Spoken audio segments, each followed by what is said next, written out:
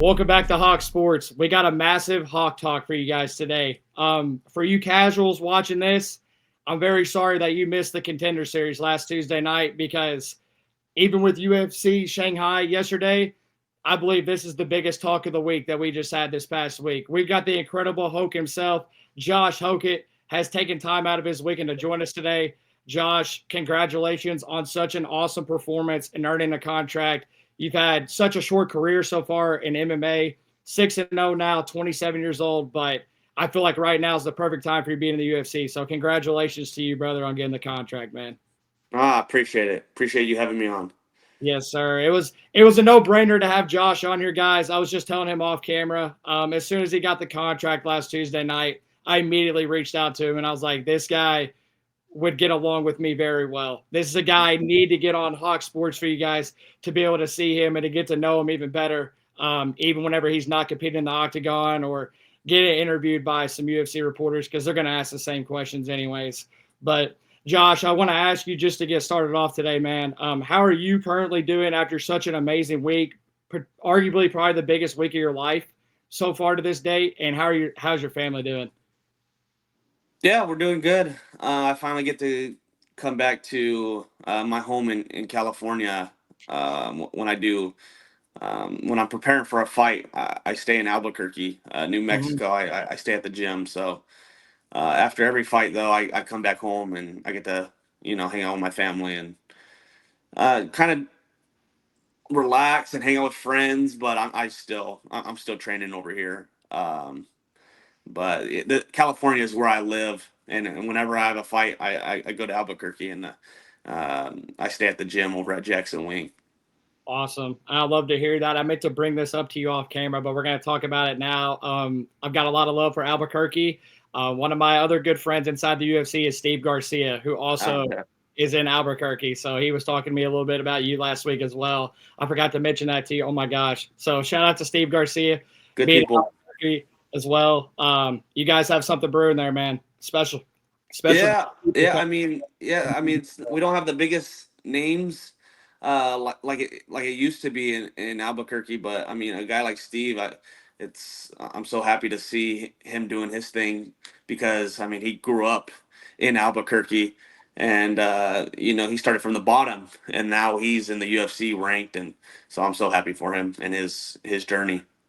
That is so dope. And it's always special to me whenever, I get to have a friend that's already inside the UFC and then another friend of his comes on that immediately helps out connections and just kind of shows that it is a small world. So that's so dope, man. I love that you guys are there in Albuquerque together. I can't wait to see what you guys are doing. And, being around that type of level is just going to only continue to develop everybody's game and take it to the next level. So that's dope. But Mhm. we do have to cover some of the basics. Like I said, guys, anybody watching this, we obviously have to talk a little bit about MMA and what happened. Josh, great performance last Tuesday night. I think you were pretty much even odds to either finish him by KO or TKO and then or submit him. I think it was like pretty much even. You had such an incredible display of wrestling. You really tired him out. I think you even said in your post fight press conference that he looked tired on the stool after the first round. You could already look across the octagon and notice that. So, what did it mean to you to not only, get the W early in the second round, but really display like a good brand of mixed martial arts to earn that contract? Yeah, I mean, I that's the thing with this heavyweight division. I just know that they're not, training. Um, my type of background, a lot of them are just they're too big, and I know how that hurts you in practice. A big body wrestling, and a lot of them came and make it a week of practice, let alone a wrestling practice. So I kind of have an idea of how they're training, and I know how I'm training, and that's where I get a lot of my confidence from. I know they're not doing the things that I'm doing. Um, I know wrestling's a big weakness in the heavyweight division, and I'm wrestling every single day. And so, until someone stops the wrestling, I'm not going to show the hands. Um, I'm not like all these other stupid wrestlers that uh, they try to be exciting, or I don't know the thought process. They want to show people that they got more to their skill set than just wrestling, but I'm here to break my opponents the fastest way possible, and to me, that is wrestling. So, and that's something I've been doing since I was 4. So I'm not gonna get away from it anytime soon. Absolutely. And I love that you're staying true to your game. It's like you just said, a lot of guys do come into the UFC, have such a heavy wrestling background, and then they'll try to be exciting by maybe striking more and try to be more exciting to the fans. But you can also make wrestling exciting. I think Hamzat Chimaev's a great example of that. His performance in the championship fight against Duplessis recently, maybe that wasn't the most exciting thing, but, being able to take somebody down, be able to dominate them, wear them out like you do, that can be exciting to true MMA fans as well. So I am glad that you brought that up. And like you said, man, the heavyweight division right now, not a whole lot of guys that are good on the ground. So you could really, really cause a lot of problems. I think you might have called out Almeida. Is that true? That's another guy that's decent on the ground in the heavyweight division. But off the top of my head, I can't really name a lot of heavyweights that are really good on the ground and they're really going to grind like you. So I'm excited for this, man. Yeah, I mean Almeida, I feel like we're gonna meet in the future just with our style matchups. But yeah, other than him, and I feel like Curtis Blades, I don't know if I feel like he's a little too big, and so that might be his downfall. Um, yeah, we'll see. There's some interesting matches, but there's not a whole lot. You could probably count them on one hand of how many grapplers are in the heavyweight division. I mean, you could probably count on one hand how many heavyweights are in the heavyweight divisions. It's just not many people at all. So Facts. yeah, it's. I feel like me and Almeida will meet in the future. That is awesome. I'd love to see that matchup for you. I'd love to see what you could do there potentially. Because, like you said, man, you just grind. But now that you do have this UFC contract, just in the week, because we are speaking within a week of it happening, how much has your life changed for you over the last week? Is there anything in your daily life that you can see in the foreseeable future that's going to change as well? Yeah, I mean it's still all the same. I feel like I'm getting a little bit more media presence in the MMA world. Um, Even because I started in Bellator, and I mean, you could be a Bellator champion and no one knows who you are, which is the sad part about that. And then you go to LFA and it's just the regional scene, so no one's really taking you that serious. And then finally, I get my shot at the Contender Series, and then I feel like I'm kind of knocking on the door now. Um, I feel like my debut is when I kick down the door and I show everybody that I'm a force to be reckoned with in the heavyweight division. But from day to day, it's still the same, and it's not like Dana White Contender Series life changing money. We're still scraping at the bit, and then even with the contract being signed, it's still, I mean, it's chump change, but they're giving us a platform and we got to make the most of it. So I'm grateful. I'm grateful for the opportunity. I'm just ready to get in there and make my debut. Absolutely. And you're a guy that, not only I think is going to be where you're what you're doing in the octagon, your output there, your mic skills is going to be what Dana likes. But also, I think something else that Dana just loves more than anything in the UFC is activity. And it sounds like you're going to be somebody that's very active, wanting to fight and get in there, from what it sounds like. Yeah, I mean, I've already fought 4 times this year, Yep. and then I mean, most heavyweights, I mean, even the bottom guys, which makes no sense. I get maybe a title challenger or the title, like the champion himself is maybe fighting twice a year, 3 times a year, because they're making a significant amount of money. But the lower level guys, I would be trying to fight every month, and a lot of these heavyweights, you only see them twice a year.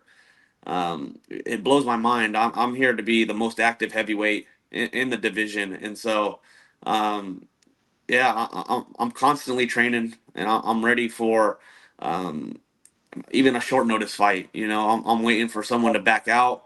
I'm ready to get the call. I feel like there's a lot of opportunity to be taken there. So yeah, I'm constantly staying ready, and so yeah, I want to be the most active heavyweight in the heavyweight division. That's awesome. I love to hear that, and I do think that that is the quickest way to gain fans inside the UFC as well. To be a guy that you're going to fight anytime, anywhere, whether it's short notice, you get a full camp or not. If you're showing up and you're going to still come out and have a great performance, have the skills that you do, that's the quickest way to get fans, man. So I can't wait to see where this journey is going to go for you, man. It's going to be exciting. But after the Contender Series, obviously you said you're getting a lot of media attention now. You had, in my opinion, obviously everybody in the world's not me and you. I thought the interview was spectacular. I loved everything you said in that Appreciate that. post fight interview, man. So I just want to ask now, looking back, what would you say to the fans that might have got on Instagram, Twitter, Snapchat, and they were like, "Oh man, like I don't like this guy. Like I have an issue with what he's saying right now." Like, is there anything that you would say to those fans that aren't maybe on my side of things? Because, like I said, there's a lot of people in the UFC that do love what you did, and that's why I reached out to you immediately. But is there an issue with the guys that maybe aren't on that side? What would you say to them? Yeah, I mean, that was one thing I was gonna promise to myself if I ever did MMA is I'm gonna draw the line so you could already choose how you're gonna feel about me. Like, oh, I like this guy, or okay, I don't like what he said. Now I'm gonna root against him, but I'm gonna draw that line to make you Yeah, feel some type of way. But I mean, what did I say that would make everyone so mad? I know. You know what I'm That's saying? what I'm saying. Was it the way I delivered it? I thought it was a good WWF delivery, So That was fantastic, brother. yeah, so I, maybe the transgender thing bothered people, but I mean, if you support the transgenders, I don't want you to be my fan. I'd rather you hate me. You know what I'm saying? I don't want you on my side anyways. So um, yeah, I'm happy that I was able to draw the line for people. Oh, I like this guy. He talked about a lot of things I agree with. Oh no, I don't like this guy. Talked about pedophiles and rapists and transgenders. I agree with all those people. Yep. Which I don't get the mentality, but it is what it is. I mean, they're all. I don't want the snowflakes on my side. Facts. And I'm right there with you on that, brother. It's one of those things, too, in combat sports, whether you do have a great following and you're very loved by the community inside the fighting world, people are also going to tune in if they don't like you. I think a great example of that is probably Jake Paul right now in boxing. A lot of people don't like him, but they're still going to watch him fight. So that's good to you right there. Credit to you for identifying that I'm drawing this line straight away. I'm not even going to be inside the UFC yet. I'm going to make people choose whether or not they like me. But once again, man, I can't say enough about it. I thought the interview was awesome. That Yeah, I was one of the appreciate that. best post fight interviews I've seen in a long time. So that was fantastic, brother. I can't wait to see what else you say, not only on here on Hawk Sports, because you're going to have an open slot on here anytime, but what else you're going to be able to say and create in the octagon in the future, bro. So that's dope. Love Yeah, that. exactly. Love that. But now I do got to kind of ask a little bit. What is one lesson that you think that you took from football that you carried into MMA? Because obviously you have such a fantastic background in football. You said the things you said about the NFL and how you feel about that. But is there a lesson that you've taken from football into MMA? I feel like it's not really what someone said, but like just the environment. Seeing how people carry themselves, see how people operate at the highest level in the NFL. That's something neat to see, and I took notes on people like Fred Warner, how they showed up every day and they brought the energy even though it was like maybe we'll be day 10 of training camp, everyone's tired and he still found a way to bring energy to practice, and then he would get the results that he got in the game. There's something to be said about that. Um, and also playing in front of 100,000 people. I think the pressure of that, um, knowing that I could deal with that. Because even in the preseason games, I was able to. I started in the preseason games, and so I went out there with the first team, and they would announce my name on the jumbotron, and Yep. everyone packed out stadium. Everyone was cheering. And so that was really cool to see. And then knowing that I was able to, compete at that type of level, it's a real confidence booster, you know. So I think that's what one of the biggest things, how to deal with pressure. That's awesome. I think that's a great message right there too. And shout out to Fred Warner. It sounds like that is somebody that you do respect inside the NFL. I don't know if you guys are still friends or not, but that is a guy that's well respected across the NFL community. I could definitely see him being a guy that, that's why he's the captain. That's why he is well known, because he's a guy that's going to keep dudes moving. But it's also, like you said, like Dana doesn't like stadiums or anything like that, so it's probably going to be, a far-fetched thing to actually fight in front of 100,000 people. Because at the end of the day, if you're in America, American football is our sport over here. So running out in front of people like that will definitely right there teach you how to deal with pressure. Because Exactly. there's so many people in there, man. Yeah, I mean, it honestly, my wrestling career has helped me the most with, MMA, because you're the only one on that mat, and Yep. it's a one-on-one sport, and I've already dealt with like the spotlight and competing for a state championship, or even with the wrestling dual meets that are held at Fresno State. It was a spotlight in front of all my friends and family. It was a decent amount of people there, but just knowing how to tune everything out and just compete at the end of the day.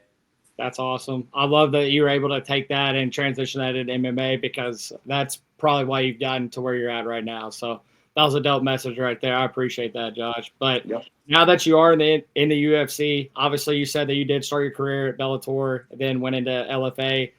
Now you're in the UFC. So the UFC travels all across the world. I mentioned at the top of the show that they were in Shanghai, obviously, this past weekend. So is there a dream city that you would like to compete in now that you are in the UFC? Man, a dream city. I mean, I grew up. I wouldn't say I grew up going to the UFC, but more recently, actually, when I was playing football, I was going to those international fight weeks in Okay. Vegas at T-Mobile. To me, that's my dream, is to headline in T-Mobile. And so, I mean, Vegas isn't too far from California. It's 4 hours to be exact from where I'm staying right now. And I don't know. Every time I think about the UFC, I think about Vegas, and so T-Mobile would be amazing. Wow. That is a very good answer from you, because, I mean, it sounds like you've paid attention to the UFC over your time leading your way up the ranks. They're going to be there 2 more times this year for So pay-per-views, as well. 320 and I believe 323, 322. yeah, Sorry, yeah. casual fans that are watching this that are hardcores. That could be a potential slot for you, man, to hop on one of those 2 cards. So Vegas want to be bad, and then I know taxes play a factor on where you fight as well. So I would like to keep everything in Vegas, because taxes is a little bit cheaper than it is maybe in New York or California. Absolutely. But if I was going to fight in California, I would love to do it at the Save Mart Center in Fresno. And so that was where I went to school. And that Save Mart Center is where we actually had most of our dual meets for wrestling. And so Wow. that would be also cool. I think the last time they did a UFC was Brian Ortega. I think it was Brian Ortega versus maybe Frankie. I don't know if Frankie Edgar ever fought Ortega, but I believe it was Ortega was Mhm. headlining the Save Mart Center show. But being right there with all my friends and family, that would be awesome. Dude, what a scene that would be for you to fight there. That would be cool as well. I love both of those answers from you. Yeah, That could potentially be something to where I do see in your future. And, like I said, anybody watching this, I'm not glazing. I'm actually just keeping it real with Josh right now. We're not going to come on here and lie. Like, this is something I do see for you, Josh. So, like, you could reach that level to where they're like, you're this big of a draw. We can go here and do this for yeah, you. So yeah. That would be awesome. that would be so sick. I'd love if you get, that, or get on a pay-per-view card in Vegas. We have 2 more than this year. Such a blessing that it's not even September yet, so we only have so many pay-per-views left this year. But Yeah. I mean, that's a great opportunity, man. So I hope you do get that. And we can put out some clips, see if it comes across somebody. We're still a small channel, but we're gonna put the reel out there. Get Gotcha. on the card. Anybody that's supported from the UFC comes across this or fans, let's get my man in T-Mobile by the Mm. on one of the pay-per-views. But Josh, I do want to kind of ask you now. You have been such an open book. I think that's why you're gaining a big fan base right now as well. Is there anything that fans will be surprised to know about you outside of the octagon, even with you being an open book already? No, I mean, I'm just a regular guy at the end of the day. I most of my off time, I'm playing video games, or you know, I do like to get on that Call of Duty chat There and you talk go. some smack, There and you go. so I kind of let loose. I don't know if all my opponents on there, or whoever I kill on there, are snowflakes, but I like to think they're all transgender, drag queens that I'm killing. You know what I'm saying? So Yep. um, I like to make people cry on there. So yeah, that, and yeah, just be hanging out watching TV. That's dope. Is Call of Duty the only video game you play? Because I'm actually a big video game guy myself. I haven't played COD in a long time though, because it got to the point where I couldn't play enough, and dudes were just shitting on me. So you might have been one of those guys that was killing me on Call of Duty. Do you play any other? I'm not. Yeah, I'm not the best either. I play here and there. I play a lot of 2K, and I Okay. also I play on that. And I mean, in the group chat in that, Oh my. or it's Oh, crazy. Yeah, I it mean, was it is insane. And so just any game I'm playing, I'm trying to have people rage quit. It's a little, I don't know, mental victory for me. I don't know. Maybe I'm sick in the head in that way. No, I mean, if you're sick in the head, I'm sick in the head because I was one of those guys. I played a lot of 2K20. That was probably my best 2K I was ever at. And I was one of those dudes. I would just blow in the mic after the game, for people's ears. Like I Yeah. was an asshole. Like I wouldn't even talk shit because everybody in there is going to be cussing, calling you a bitch, calling you all these other names. But I was the Well, I kid. mean, My mic if you're a white guy playing 2K too, it's like they be shut up, white boy, and then you kind of have to exercise the N word. I don't know. I think that's the time and place for it. So that maybe not you, but maybe me. Maybe Yeah, I get away with that. I don't know. yeah, yeah. No, You're like, yeah, you're like, that's crossing the line. well, no, Hey, my no. my wife's half black, so we're good. Oh, there you go, man. You got the pass. You got Yeah, the pass. my friend's brother, girlfriend's half black. I can say it. It's good. Clearly, Josh has the pass, everybody. But yeah, I was one of those guys. I mean, I'll talk my shit, because I'm a former athlete myself too. But everybody's gonna be in there talking shit, bro. And it's like it's exactly how you just explained it. But I would just blow on the mic. Yeah, you give the blow on the mic. Shut up, white boy. You suck. You get off this It's game. Just it's blow on the mic. awful. It's people hate it. Somebody did it to me one time. I've seen I think Flight Reacts did it before. He used to do it in the past, and it just pisses people off so much. So The I'm one of those ultimate guys that troll. like to just get under people's skin and they can't do anything about it. So that's really cool to know that me The and you ultimate. have a similar taste in how to get at people on video games. That's really Yeah, fun. Maybe we can run Call of Duty sometime. exactly. Let's do We'll it. figure that out off camera though. We can set something up for sure. But Yeah. you did bring up Fresno earlier, Josh. I just wanted to kind of ask. We have touched on your football background a little bit, but when you look back now to where you're at, what's the coolest part about going from Fresno State to the NFL and now you're in the UFC? Is there anything that sticks out in particular?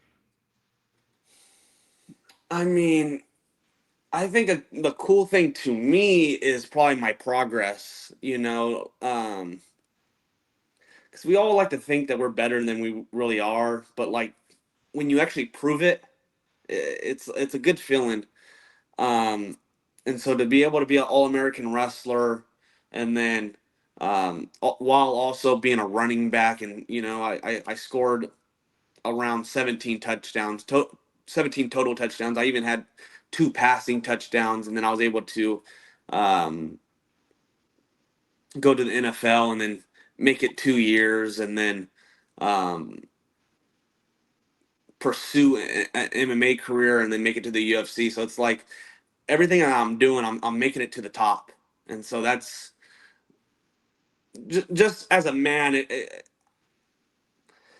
it's hard to put into words, but um, it gives me a lot of self respect for being able to reach the top in all those sports. And so, yeah, I think that's a really cool thing for me to see that anything that I do, I'm able to make it to the top. That's so cool right there. And it's like you said, I mean, me being around, the athletes that I was around in the past, nobody in particular, or, even my opponents I played against, there is a lot of guys out there that they'll act like they are at the top and they're really not. And it is frustrating to see that. But there's also, a different satisfaction whenever, you set yourself out as a goal as a little kid, to make it somewhere one day and be such a big athlete. There's nothing, you can't put a price on, I bet that feeling that you have right now of, living out your dreams, being successful, and putting in the work to get there. So I Yeah, think, it's like a lot of people just talk the talk, but when you're able to walk the walk, there's just something about that, right? yep, absolutely. I 100% agree with you right there on that. So that's kind of how I view it a little bit too. So that's, if I had to answer that question, I probably would have said something similar to it. But Yeah. Josh, I have gotten to the final bell. I asked 5 rapid fire questions. You have to answer this or that. If you do want to elaborate on it, you can a little bit. You don't have to go, bam, bam, bam. But these are my 5 random questions I got for you. So my first one is, obviously you have a heavy sports background across different sports. Do you have a favorite sports movie? Rocky. I would say Rocky. Yeah. Awesome. That's definitely my top 5. If I had to pick, I'd probably go with Happy Gilmore or Talladega Nights. But Rocky's a phenomenal one. Any of the Rocky movies are phenomenal. Yeah, Rocky 3, Rocky 4. I mean, I loved Rocky so much. I thought I was gonna. I committed to Drexel University in Philadelphia Okay. to because I thought I was gonna be training wrestling, but I was gonna be running the Rocky steps. Yeah. And so that's what that movie really influenced me. So Wow. Well, that's cool. That's cool to know that, man. Drexel's well known too. I think they've made a few runs at March Madness before. they did. Yeah, they were known for their basketball, not for the wrestling. And They've that was far. That was across the country, and so that's why I ended up staying at Fresno State. I was like, it's just right here. So Yeah, that's a little bit of a trip there. But now I gotta ask you, Josh, would you take prime Mike Tyson in a fight or prime Brock Lesnar? would I take them? Yeah, like who would you pick? Like who do you think would win out of those two? Between, oh, I mean that one's kind of easy. I mean, Mike Tyson's not. He doesn't have wrestling, does he? I He doesn't don't got no wrestling, and he's small. Which I mean, to be small and not have wrestling's the issue. To be small, I mean, he has enough power to deal with Brock, but Mhm. yeah, he doesn't have the wrestling, and that's the important part. And Brock, I think he took second in nationals, so and then he's a UFC champ. Real fighting. So Yeah. it's an easy one. I'm with you on that too, man. And I've got nothing against Mike Tyson. I have so much respect for him, but there's just a different level of the fight game when it comes to boxing and UFC. I don't understand why people get paid the way they do in boxing. I think the sport is very, very boring. Besides a few guys, got a fantastic fight coming up though between Canelo and Crawford. I think that's why Dana's in on that. But there's not too many boxers out there that I respect. But those are 2 guys I respect. So I love that answer from you, rocking with Brock right there. Do you have a current favorite UFC fighter right now that isn't yourself? Man, I love that. I think it's flyweight Joshua Van. It is flyweight. Joshua. Flyweight Joshua Van. That dude is a warrior. And then, I think I was watching his embedded. I mean, one his name's Joshua, so is Yep. mine. So and then, he was they did his little UFC embedded at his little church that he did, and I respected that, especially when someone goes in that cage and lays it all on the line, a true warrior, and then they give the glory to Jesus Christ. I really respect that, and so every time he fights, he puts it on the line, and then I think he's fought like 5 times this year already, and so I respect He's that. he's Yeah, actually fighting for the title next. He's supposed to be fighting. exactly. You could potentially be on the same card as him. I believe that's in the works for December at T-Mobile Arena right That now. would be that Wow. would be legendary, dude. Imagine that. Wow, we would definitely need to see the Joshes go 2-0 that night. That'd be phenomenal, man. I'd love that. Come on. Be on the same card. That'd Hell be yeah. that'd be two guys named Josh are gonna absolutely bring it, no matter what. Exactly. Exactly. Hell I yeah. love that answer from you. I would have never expected you to say Josh Van, I but don't. I'm not a fan of MMA fighters. But Joshua Van, you have to give him his flowers, man. He's a beast. He lays it all on the line. that is sick. Love that answer from you because I like it. That's a guy that I would like to have on here potentially one day as well because I do like the way he fights and how he carries himself. But now I got a funny one for you, Josh. Who flops more, soccer players or NFL wide receivers? Mm. I mean, at least if we're gonna defend the football players, at least there's a reason for the flop. At least the linebacker or um, there's a threat. There's a real threat in football. But soccer, come on, I'm one of those soccer, guys. and I it's played boring. soccer. I played soccer at semi-professional level, dude. I can't stand when guys flop. I never flop, Josh. I never flop unless it's in the box and I'm getting a penalty kick out of it. I fucking hate it more than anything. I used to talk so much shit to people when they'd flop I on that. mean, that's why it's just not a. I feel like that's not a popular sport in America. Oh, It's kind of like the NBA as well. That everyone just, it's not real. It's like everyone's flopping, and you take the physicality out of it. It's boring. It's a boring sport. So yeah, I'd at least give the benefit of the doubt to the football player. okay, fair enough. That's a fair answer on that. I definitely think the officiating is very soft nowadays and across all sports too, which that doesn't help. Yeah. Like you were just saying either. So that's definitely a problem. They need to fix that. But Josh, when you do eventually carry that title one day in the heavyweight division, hopefully 2027. I think you said that in your presser last week. What would be the first meal that you eat after winning the championship? It would either pizza and some wings, or I can't go wrong with Mexican food. Let's go. And Hell yeah. so, yeah, I mean, my mom's Mexican and she still cooks Mexican food, and man, I just can't get enough of it. And even after the Contender Series fight, I went to Javier's in the Aria, I believe, and man, I mean, you just can't beat some good chips and salsa and guacamole and beans and rice. I had a enchilada with a taco. It's like I could eat that food every day. Facts, man. I actually had Mexican food for lunch just now, so I'd have to side with that. But like Come on, pizza's probably like my favorite thing to eat all the time. Just love. simple and easy, man. Simple and easy Exactly, exactly. for sure. I love that answer from you. Especially the wings, though, they give me a little trouble in the bathroom a few hours afterwards, depending on what they are, unfortunately. But I gotta You rock. can't do it every. Hey, I mean, you after a good hard fought victory, you could deal with it at least one night. You know what I'm saying? But yeah, every once in a while, it's not good to eat it often. For sure, for sure. But Josh, I have gotten to my final message here. I ask every single fighter this that comes on here the same question at the end. What's the final message you got to the fans to tune in to now watch your journey inside the UFC?